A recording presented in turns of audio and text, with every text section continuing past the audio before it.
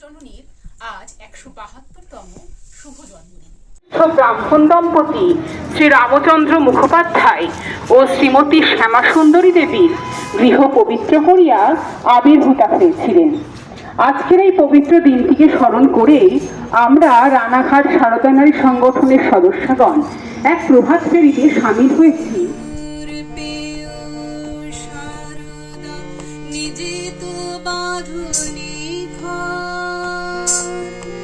লাখো লাখো ছেলে তাই তুমি আপন করিলে বড়